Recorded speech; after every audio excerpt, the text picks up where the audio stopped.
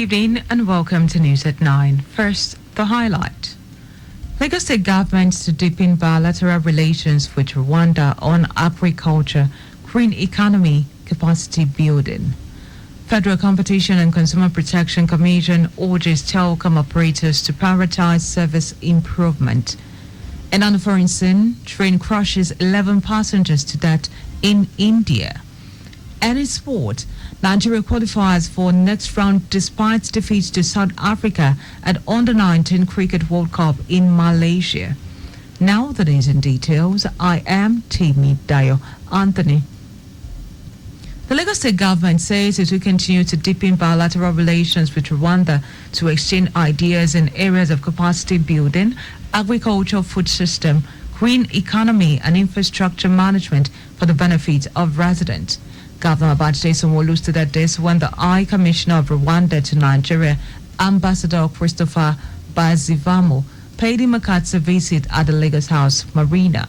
Governor Sanwo-Olu acknowledged the good relationship between the leadership of the two countries and assured that Lagos will continue to partner with international bodies to bring about more investment and development, more job opportunities for the youth, as well as replicate Rwanda's International Finance Center in Lagos. To be able to keep and feed the almost 25 million population is also a lot of challenge for us. So that's another area where we can advance conversation. It's interesting to know in terms of natural and mineral resources what Rwanda has been able to do. I think Nigeria needs to learn very quickly and see how we also can develop not just petrochemical refinery, but refinery in other mineral areas and see, like you mentioned, not just an export, but a value addition. Earlier, High Commissioner of Rwanda to Nigeria, Ambassador Christopher Bazivamo, who saluted resilience and doggedness of Governor Babajide Sanwo-Olu's administration since 2019, lauded the governor's giant stride in transport infrastructural development, which he noted that Rwanda team will understudy to garner more knowledge and skills. Bazivamo expressed his country's readiness to partner Lagos in finance, innovation, economic and agriculture sector, while affirming that Rwanda has approved visa-free entry for all ECOWAS partners and urged Lagosians to take advantage of the opportunity. Collaborating and partnering with Lagos One or Nigeria One will be also for value addition. So we think moving forward, we are here actually to, first of all, appreciate what we have been doing together so far, but once again commit for partnership, commit for collaboration, commit for complementarity, and of course request for open doors. That was the High Commissioner of Rwanda to Nigeria, Ambassador Christopher Bazivamo. The Lagos State Office for Disability Affairs, LASCODA, has organized an interactive quiz for students with disabilities with the theme ensuring the quality education of children with disabilities. In the welcome address, General Manager LASCODA Adenike Oyetunde Lawal, who was represented by the Director of Administration and Human Resources, Omolade Shonubi, described this as part of commitments to fostering inclusivity and educational development for all children of Lagos State, irrespective of their disabilities. Shonubi stated that the quiz was designed to access student knowledge across various of basic education subjects, stressing that separate sessions were created to test participant skills and understanding. Today, we are here to celebrate the efforts of our participants and continue existing journey towards the grand finale, where the winners will be officially crowned and decorated. This initiative is not just about fostering academic excellence, but also about highlighting the talents, abilities, and potentials of students with special needs. In a goodwill message, Permanent Secretary, Ministry of Basic and Secondary Education, who was represented by Director in the Ministry, Chris Abolariwa, stated that Lagos State Governor Babajide Sanwo-Olu is passionate about children with special education and will continue to support specific education in the state. Awolariwa, who was noted that Lagos is still taking the lead in educational system as a whole, emphasized the increase of inclusive units in special schools and plan to continue promoting inclusive education and awareness about the importance of quality education for children with disabilities in the state. 9 secondary schools now, junior secondary school that has inclusive units, to let you know that the interest of the governor is so much in special education. Coming here together once again to sit and to be sure that we're ensuring the quality of education of children with special needs. Anything that is done in regulars, we want the same thing to be replicated in the inclusive units and special schools. Odobara Ekpe Inclusive Junior High School came first. Songo Inclusive Junior High School clinched the second position, while Ikeja Inclusive Junior High School emerged third in the quiz and cash prizes. Stationaries, among others, were presented to the winners. Olugbemi Joseph, who represented Odobara Ekpe Inclusive High School, expressed gratitude and excitement for participating and coming first position and winner of the quiz competition. The Nigeria Institution of Surveyors Lagos State Branch has called for the review of the 1999 Constitution to address pressing issues undermining local government autonomy in the country. This came to the fore at the 20th edition of the annual Adekunle Kukoyi Memorial Lecture organized by the Nigeria Institution of Surveyors Lagos State Branch with the theme Usurpation of the Powers and Functions, a case study of local government administration and autonomy. The guest speaker of the event, Dayo emphasized the need to tackle these challenges head-on to ensure the effective functioning of local government administration and promote overall national development. The independence of the State Electoral Commission must be strengthened. A clear timetable must be in place as to when the election is going to hold and when another one will hold. And they must be strengthened and guaranteed from political manipulation by state governments. There must also be regular periodic auditing of accounting records of the local government by the state government to ensure that funds allocated to them are appropriately utilized. On his part, the chairman of Nigeria Institution of Surveyors Lagos State Branch, Olukolade Kasim, described Adekunle Kukoyi as an icon in the surveying community who left his mark in public life, and this reflects in the themes of the lecture over the years across issues affecting the society, leadership, good governance, integrity, and socio-economic development.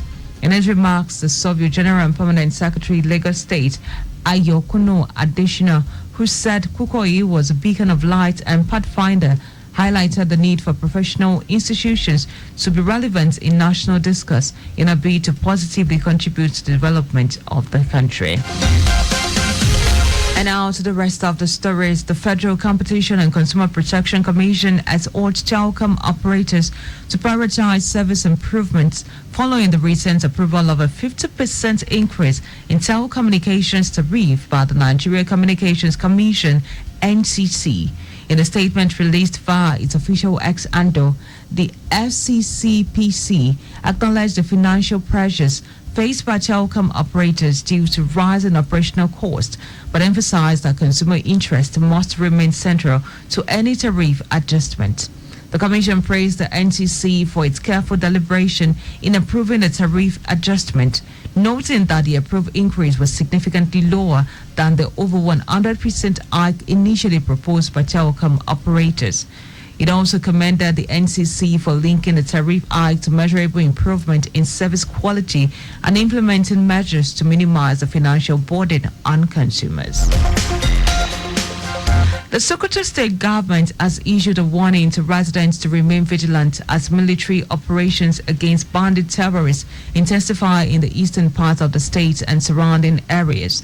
In a statement signed by Special Advisor to the Governor on Security Matters, Ahmed Usman, the government highlighted the success of the ongoing joint military operations, which has left bandits disorganized. Usman explained that multiple terrorist enclaves have been destroyed, dozens of bandits neutralized, and hundreds of kidnapped victims rescued. He urged residents to be cautious and report suspicious activities in their communities. And now to foreign news. 11 people have been confirmed dead after rumors of fire on their train caused them to jump off and were crushed to death by another incoming train. The incident in the western Maharashtra state is the latest to hit India's cricket rail network, which carries millions of passengers each day and has seen several disasters over the years. A top official of Jalan district where the accident occurred, Ayush Prasad, said people were run over by a train some 400 kilometers from the country's financial hub of Mumbai. Meanwhile, a spokesperson from India Railway has quoted by local media as having said that someone had pulled the alarm chain on a Mumbai-bound train, following which a few passengers got down from the train. India's Interior Minister, Amit Shah, expressed his deepest condolences to the families of those who lost their lives in the accident. And now to sports. Nigeria's junior female Yellow Greens have qualified for the Super 6 round of the International Cricket Council ICC Under-19 Women's T20 World Cup in Malaysia, despite losing to South Africa in their final Group C game. Nigeria went into the contest on the back of a famous win against New Zealand. The defeat did not come at a cost, as Nigeria team finished second on 3 points to progress into the next round. South Africa finished top of the group on 6 points after securing their third win, while New Zealand also qualified from the group after beating Samoa. In the Super 6, Group 2, Nigeria would take on England on Saturday, January 25, before facing Ireland on Wednesday, January the 29th. Group 1 has 6 teams, while Group 2 also has 6 teams. Meanwhile, the top team and runner-up in each of the group will qualify for the semi-finals. But just before we go, use the walkway where available to avoid accident. You can follow us on like all the social media platforms. X at Traffic Radio 961. Facebook, Lagos Traffic Radio 961.fm. Instagram, Lagos Traffic Radio 961. You can also subscribe and watch the news and program live on YouTube at Traffic Radio 961. You can also visit our website at www.trafficradio961.ng.